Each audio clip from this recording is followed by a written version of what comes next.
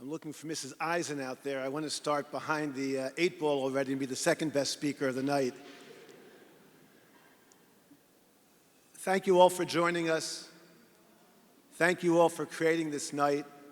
Thank you all for creating MEOR. We're partners together in a great mission. I submit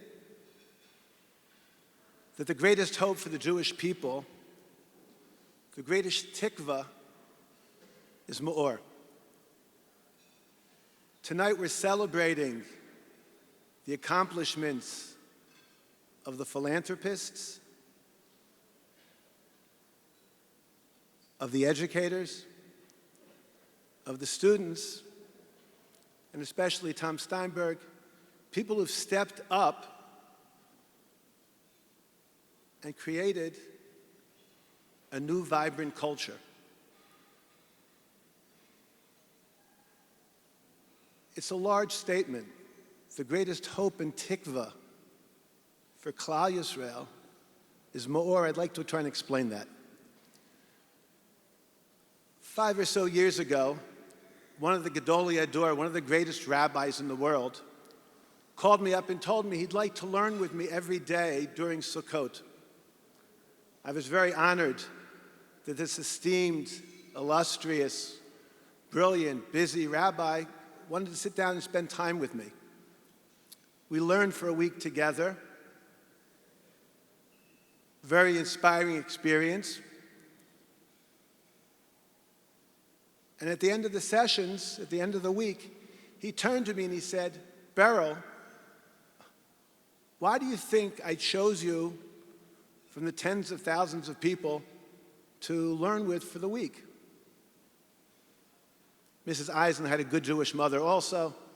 I thought to say, I'm smart, but knew to be quiet, didn't think that. I thought for a moment to say, well, maybe that your ideas, if they impact me, can impact 2 yeshivas, MEOR. That's why you're doing it. Decided not to say that. Let wise people speak for wise people. And I said, in my most humble tone, I don't know. Why? So he told me being a Gadol Ador, being a great rabbi, is very difficult. It's a lot of strain, a lot of stress, dealing with intractable problems that can't be solved. And lots of times we can become pessimistic, we become irked, we become disengaged, we become cynical. He says, I love to speak with you and speak about Balei Tshuva because they provide great hope and great optimism for the future. People who've sat down and made strong free will decisions to change their lives, to improve their lives. Those people tell me that if we have enough wisdom, we have enough courage, we have enough vision, we can make a better world. I like being around Balei Tshuvas and Balei Tshuva rabbis because they give me optimism and tikva for the future. Yesh tikva la'achri seich v'shavu banim ligvulam. Jeremiah the prophet, he says, there's only one tikva, when you see people come back and grow in Torah. That's what we're celebrating tonight. That's the energy and the vision, the hope and the tikva that MEOR creates for each and every student, for each and every educator, for all of our dear partners who support and philanthropists. There's hope, there's vision, there's encouragement for a great future.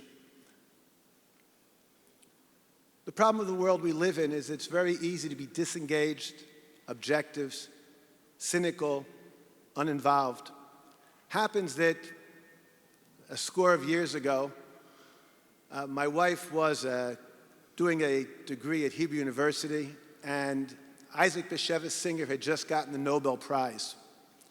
He was an old man, very Jewish man, a great storyteller, very evocative. And they happened to have a British interviewer interview him after he received the Nobel Prize. It was date night. My wife and I went together to hear Isaac Bashevis Singer speak. And the interviewer was a very stiff, brittle, Shimon Kettner, wherever you are, I still love you, British intellectual. And Isaac Bashevis Singer was a Jewish, hands, energy, engaging speaker. And the interviewer turned to him and said, "I'm confused. On your Nobel Prize certificate, it says you're a deeply pessimistic writer. But on the other hand, at the bottom of the certificate, it says you follow in the great prophetic tradition of Judaism. What are you? Are you pessimistic or are you prophetic?" Isaac Bashevis Singer looked at him, not having Cameron's background in Greek and Latin. He looked at him like he was speaking a foreign language and went, "Huh?" Interviewer was nonplussed, responded again, "It says here you're pessimistic, but it says you're prophetic. Who is the real Isaac Bashevis Singer?" To which Isaac Bashevis Singer responded, "Sonny, you're a lot younger than I am. You haven't learned the essence of life yet. The essence of life is for anything to be successful, many interlocking blocks have to fit together.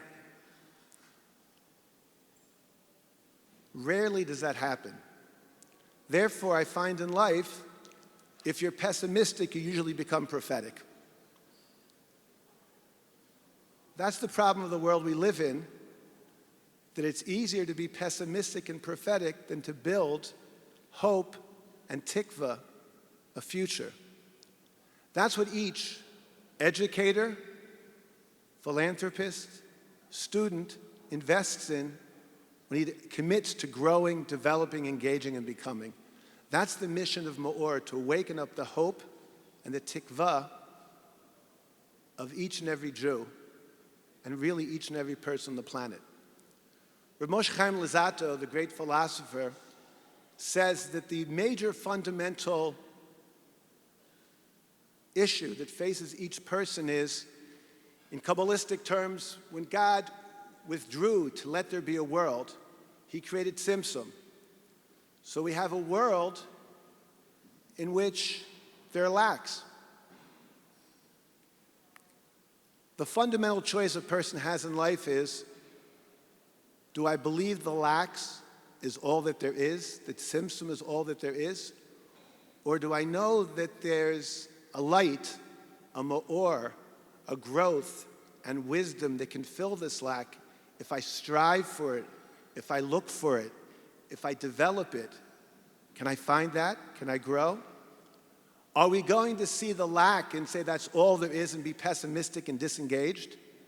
Or do we see the lack and go, wow, I can do something about that. I can build a better, nobler, more meaningful, more enlightened world? That's the mission of MEOR. That's why MEOR is the ultimate tikva, the ultimate hope of the Jewish people. We're engaging that fundamental question. Is there more to the life than there is? Can we build a better world? That's the light we're trying to bring in. In the Talmud, we see that whenever the rabbis become depressed or concerned, they turn to Rabbi Akiva. The rabbis see a fox running out of the temple. They cry, they moan, they mourn. And they turn to Rabbi Akiva, and Rabbi Akiva laughs. He says, this darkness can become light. We can improve. They go and they hear the joys of a Roman Colosseum, of a Roman gladiator match. They cry that humanity could have dropped to a level where inhumanity, man to man, could be something that's celebrated. And Rabbi Akiva smiles and laughs and says, from this we too can grow. From this we can build a better world. That's the mission of MEOR. Rabbi Akiva is the classic Baal Tshuva. He brings hope to everyone that by engaging the world and looking to grow and looking to change, we can inspire everyone around us. Hopefully tonight is a celebration to inspire the students, the alumni, the educators, the philanthropists, about the beauty of the mission and what's been accomplished. Hopefully you're inspired. Hopefully it increases your commitment. Hopefully it increases our urge to do more and become part of the movement. There's so much that we need to do to help make a better Jewish world.